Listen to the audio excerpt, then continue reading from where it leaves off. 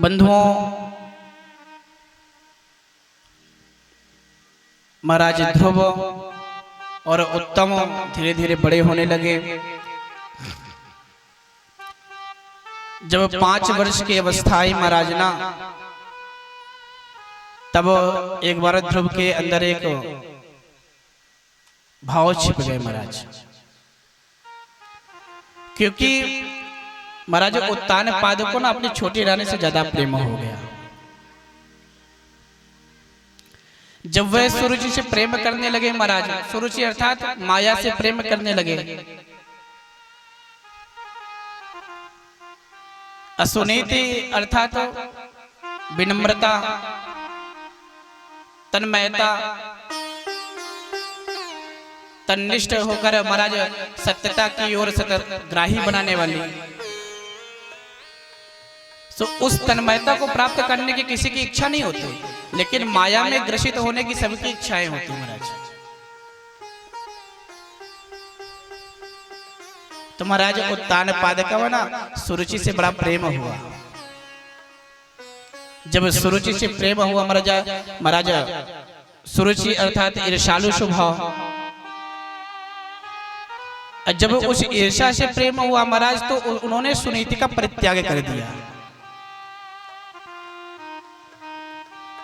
सुनीति मैया का परित्याग किया है, उनकी 5 वर्ष का पुत्र है महाराज, दोनों का परित्याग कर दिया है, राजमंडल से दूर है महाराज। और सुरुचि और उत्तम और उत्तानपाद तीनों लोग उस महल पर हैं। उस पुत्र ध्रुव की एक दिन इच्छा हुई महाराज की मैं भी तो अपने पिता का ही पुत्र हूं, मैं भी तो उत्तानपाद का ही पुत्र हूं ना। जब मैं उत्तानपाद का पुत्र हूं तो मुझे क्यों अधिकार नहीं प्राप्त हो रहा कि मैं अपने पिता की गोद में बैठूं? मेरा भी तो अधिकार है ना कि मैं अपने पिता की गोद पे बैठूं।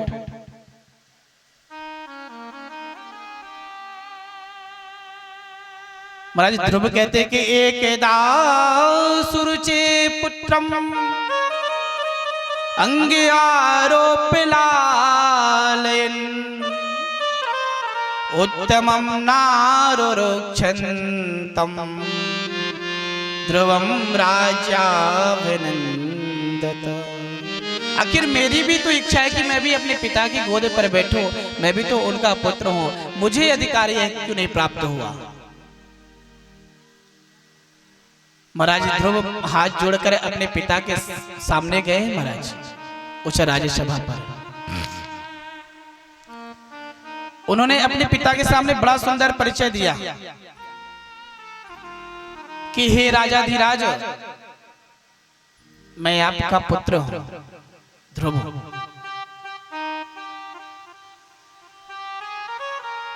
सुनीति पुत्र मैं ध्रुव हूं महाराज।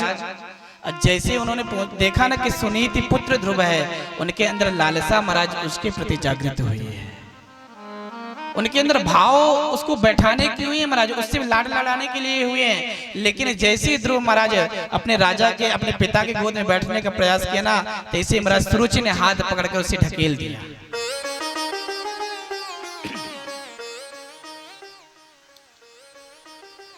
उसे जब ढकेल दिया ना, तो तब ध्रुव ने कहा कि भैया मेरा क्यों अधिकार नहीं है, मेरे भी तो पिता हैं।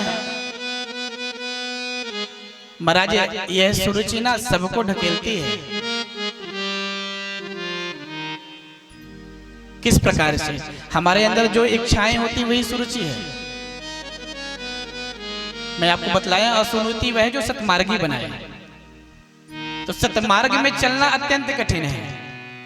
यदि हमने डिसाइड भी कर लिया ना कि मुझे नहीं आज के बाद कुछ अपराध नहीं करना है, मैंने निश्चय कर लिया कि आज के बाद कुछ अपराध नहीं करना, अब सत्यता की ओर चलना महाराज, लेकिन जैसे ही सोचेंगे महाराज तैसे हमारे मनोवृत्तियां दूसरी ओर चली जाएंगी।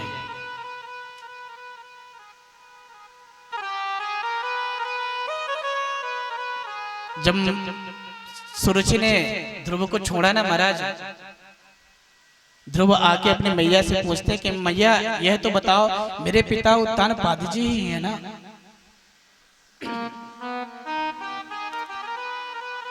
मैया का क्या सुंदर सा प्रत्युत्तर है महाराज कि हाँ बेटा तेरे पिता ना उत्तानपाद ही है।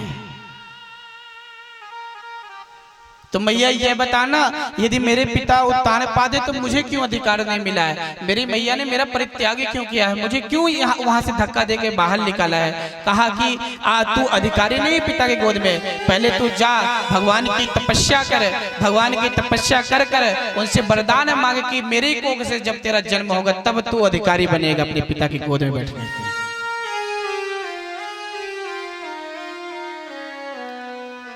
जरा सोचिए, उनकी 5 वर्ष की अवस्था है।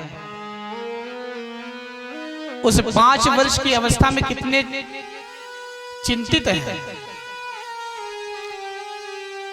किस प्रकार से उनकी सोचें हैं। कहते हैं कि महाराज मैया ने इस प्रकार से मैया कही है, मैं क्या करूं? उनकी मैया कहती हैं, सुनीति मैया कहते हैं कि तू परेशान ना हो, तेरी जो छोटी मैया कही ना वो सत्य है। तू जा पहले भजन कर, वन में जा भजन कर, भजन कर कर प्रभु की आराधना कर। जब तू आराधना करेगा ना तब तुझे सब कुछ पता चल जाएगा।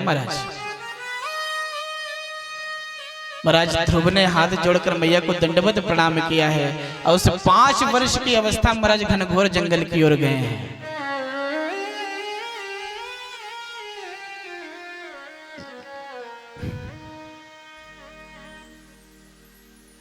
महाराज जैसे वह जंगल की ओर गए ना तो महाराज एकाग्र मन कर बैठ गए। अवस्था भी 5 वर्ष की। सोचो तो सोचो क्या, किसका भजन करो, किसका स्मरण करो। तब महाराज वहां पे गुरुदेव के रूप में ना नारद जी पहुंचे हैं। बड़ा सुंदर उपदेश दिया है उन्हें, सुंदर से 12 मंत्र का उनको मंत्र दिया है और ध्रुव को कहा है महाराज कि जाओ इस 12 मंत्र का जप करो और जब तक नारायण ना मिले तब तक आप मत आना।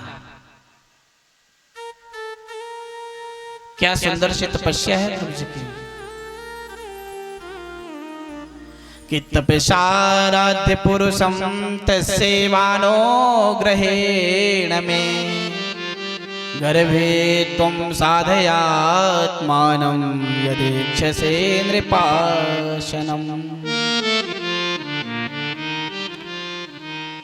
महाराज गए,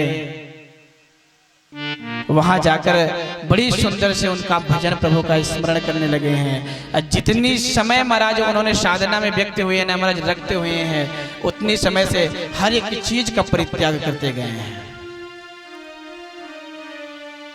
महाराज पहले 3 दिनों में महाराज उन्होंने अपने भोग क्षुधा का परित्याग किया है, फिर जल का परित्याग किया है,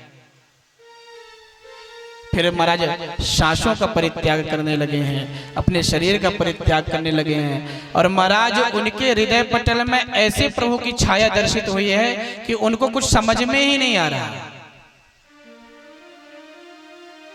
इस प्रकार से साधना में लीन है कि जिस प्रकार से अंतरात्मा में नारायण के दर्शन हो रहे हैं, उनको और कुछ दिख नहीं रहा उनके अलावा। ना उनको अपने शरीर का पता महाराज, ना उनको भूख की पता, ना प्यास की पता, ना वो जहां तक महाराज जहां पे खड़े होकर भजन कर रहे हैं, प्रभु का स्मरण कर रहे हैं, उसी स्थान तक तो उनको पता नहीं है। पता किसका है महाराज? सिर्फ नारायण का। नारायण के प्रति आकर्षित है। अब जब नारायण के प्रति जो इंसान आकर्षित, जीव आकर्षित हो जाता है महाराज ना, उसका संसार शक्ति से हमेशा के लिए वो परित्याग हो ही जाता है, भले वो संसार सागर में रहता है।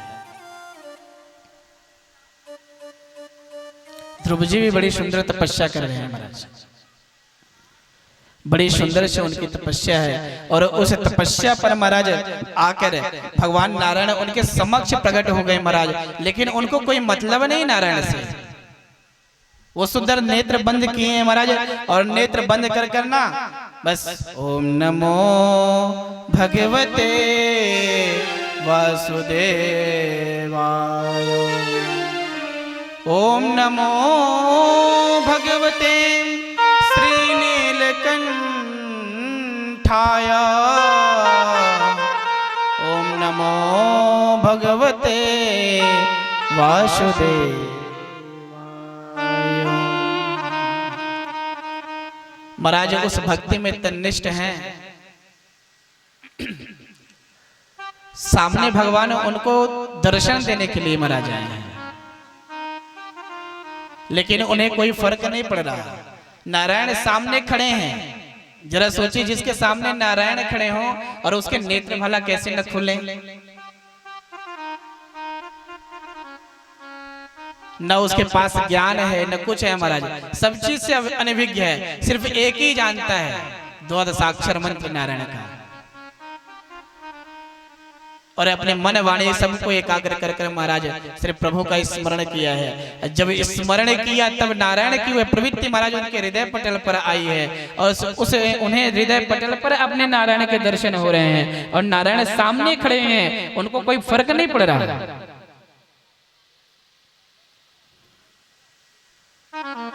आज सरकार प्रतीक्षा कर रहे हैं अपने भक्त की, कब नेत्र खोलेगा, कब मैं उसको वरदान दूंगा, कब उसको मैं तन्निहित करूंगा।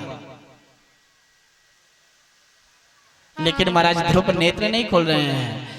तो महाराज नारायण जी ना अपना सुंदर से महाराज वह शंख उनके गाले पर लगाए हैं। जैसे उन्होंने स्पर्श किया है महाराज, उसके बाद उनके नेत्र खुले हैं। और जब नेत्र खुले हैं महाराज, ध्रुव जी हाथ जोड़कर कहते हैं कि हे नारायण, अभी तक तो आप हृदय पटल पे थे, आप सम्मुख कैसे आ गए हैं?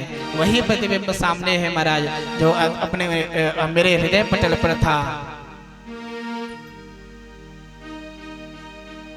महाराज नारायण को देखा और बड़े जोर से महाराज उनको देखकर प्रणाम करने लगे, उनको अश्रुप्रपात होने लगी। महाराज आपका मैं भजन किस प्रकार से, आपकी स्तुति किस प्रकार से मैं गाऊं, क्योंकि मेरे अंदर कोई ज्ञान नहीं है ना महाराज, मैं अनपढ़ हूं, कभी विद्यालय में जाकर अध्ययन नहीं किया है।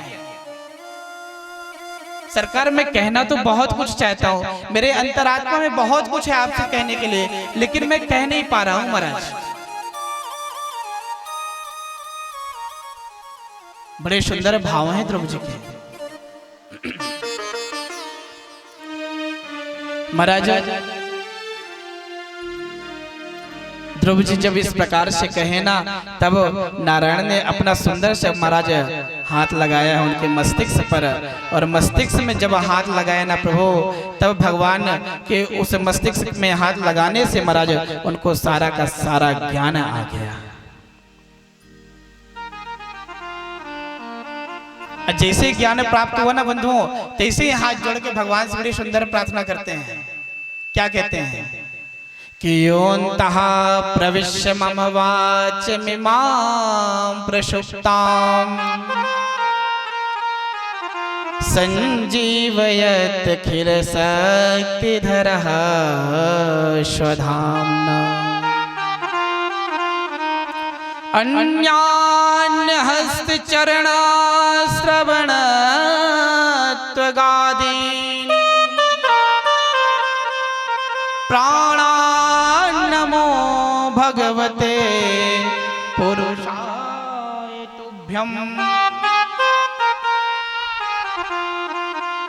कहते कि योऽन्तः प्रविश्य मम वाचमिमां प्रसुप्ताम्,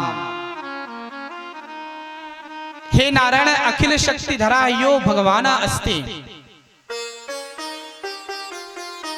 नारायण प्रविश्य मम प्रसुप्ताम निंदिताम, अर्थात नारायण मैं आपको नहीं जानता हूं, आपके इस सुंदर से विराट स्वरूप को मैं नहीं जानता हूं, लेकिन जब आपने मेरे इस हृदय पटल पर, इस मस्तिष्क में आपने हाथ स्पर्श लगाया ना, अपना हाथ को टच किया ना महाराज, तब से मेरे अंदर आत्मा से कुछ भाव प्रकट हो रहे हैं। आइए जिस प्रकार से ध्रुव जी ने स्तुति की है ना महाराज,